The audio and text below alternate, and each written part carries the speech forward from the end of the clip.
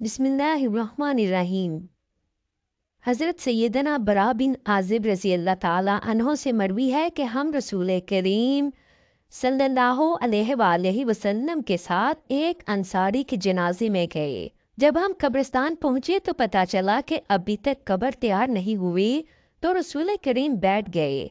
हम भी रसूल अल्लाह सल्लल्लाहु अलैहि वसल्लम के साथ बैठ गए। रसूल अल्लाह सल्लल्लाहु अलैहि वसल्लम के हाथ में लकड़ी थी जिससे आपने ज़मीन पर लकीर लगाई। आका दो जहां ने अपना सर मुबारक उठाया और 3 बार फरमाया, कब्र के अजाब से अल्लाह की पनाह मांगो। अल्लाह के प्यारे नबी ने फरमाया, जब मोमिन की मौत करीब होती है तो उसके पास फरिश्ते हाजिर होते हैं। उनके पास जन्नत का लिबास और जन्नत की खुशबू होती है। वो मरने वाले के पास आकर बैठ जाते हैं। उसके बाद मलकुल मौत आता है। मलकुल मौत कहता है कि ए नेक रूह, अल्लाह की तरफ रवा दवा हो जा। तो उस मोमिन बंदे की जान निकल जाती है। जब उसकी रूह कब्ज़ होती है तो उसको पता तक नहीं चलता कि उसके साथ क्या हो रहा है। जब मलकुल मौत उसकी जान निकाल लेता है तो जन्नत के फरिश्ते उसको पकड़कर जन्नत के लिबास और खुशबू में लपेट देते हैं। उससे बहुत ही खूबसूरत खुशबू आती है। जन्नत के फरिश्ते उस रूह को लेकर ऊपर आसमानों की तरफ जाते हैं। वो फरिश्ते उस रूह को लेकर जिस फरिश्ते के पास से भी गुजरते हैं तो उस आसमान पर रहने वाले फरिश्ते दरियाफ्त करते हैं, ये पाक और साफ रूह किसकी है, इसको दुनिया में किस किस नाम से पुकारा जाता था।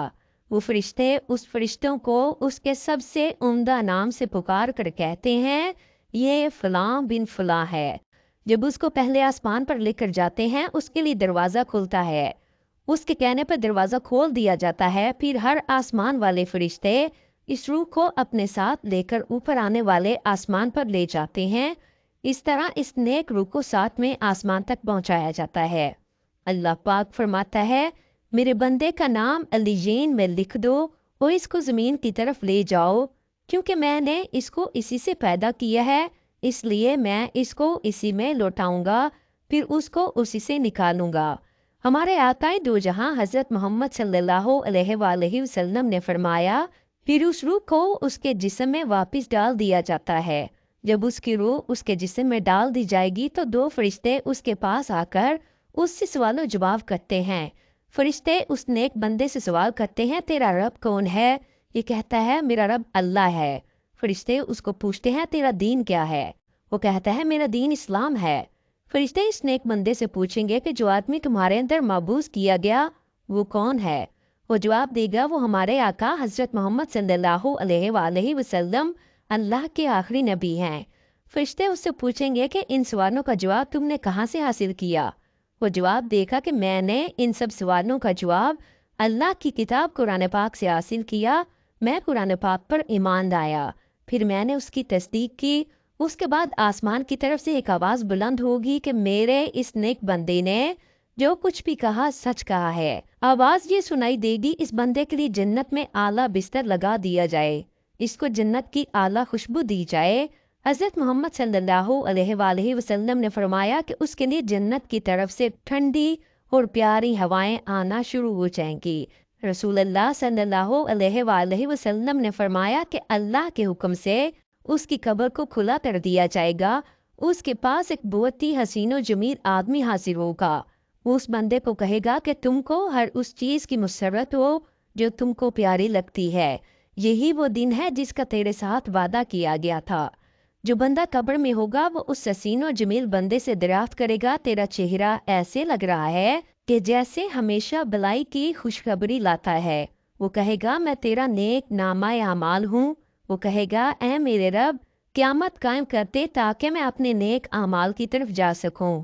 हमारे आका दो जहां ने फरमाया कि जब किसी काफिर, मुशरिक या बद परहेज की मौत वाक़या होती है तो आसमानों से स्याह रंग के फरिश्ते नासिल होते हैं। वो उस मरने वाले मुशरिक के पास आकर बैठ जाते हैं। उसके बाद मलकुल मौत उस काफिर के पास उसकी रूह कब्ज़ करने के लिए आता है। मलकुल मौत उस काफिर की रूह से कहता है, ऐ अल्लाह को नाराज़ करने वाली रूह, इसके जिस्म से निकल जा। फिर मौत का फरिश्ता उस बंदे को तकलीफ़ें दे देकर उसकी रूह कब्ज़ करेगा। जब मलकुल मौत उसकी रूह कब्ज़ करेगा तो स्याह फरिश्ते उस मुशरिक की रूह को मलकुल मौत के हाथ में नहीं रहने देंगे, फौरन उससे ले लेंगे। उस मुशरिक की रूह को गंदे और बदबूदार कपड़ों में लपेटेंगे। उसे इतनी बदबू आएगी कि उसके बाद वो स्याह फरिश्ते उस रूह को आसमान की तरफ ले जाएंगे। वो रूह को लेकर जिस भी फरिश्ते के पास से गुजरेंगे तो फरिश्ते कहेंगे ये बदबख्त रूह किसकी है। इस काफिर को जिस गंदे नामों से दुनिया में पुकारा जाता होगा, ये गंदे नाम लेकर दूसरों को बताएंगे कि ये फलां बिन फलां है। यहाँ तक कि फरिश्ते उसको पहले आसमान पर ले जाते हैं। उसके लिए पहले आसमान का दरवाज़ा खुलवाने के लिए कहते हैं। वो इस बदबख्त रूह के लिए आसमान का कोई दरवाज़ा नहीं खोलेंगे। फिर इस बदबख्त रूह को उसके जिस्म में दोबारा लौटाया जाएगा। दो फरिश्ते इसके पास पहुंच जाते हैं।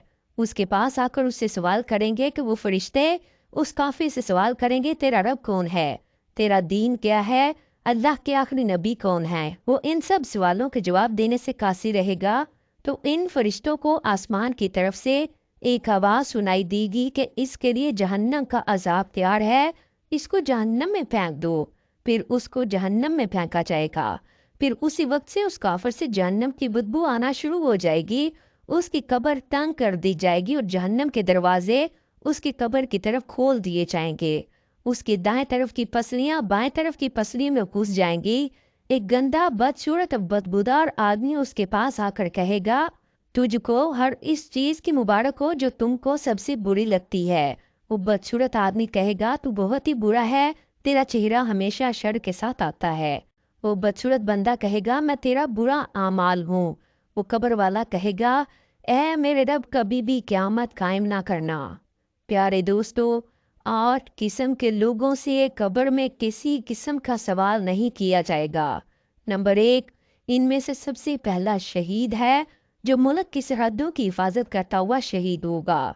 नंबर 2, वो शख्स जो ताउन की बीमारी से मर गया हो, उसका भी कब्र में कोई हिसाब किताब ना होगा। नंबर 3, ताउन के अलावा उसी ज़माने में किसी और बीमारी में मरने वाला शख्स जो बीमारी के बावजूद भी अल्लाह का शुक्र करने वाला हो।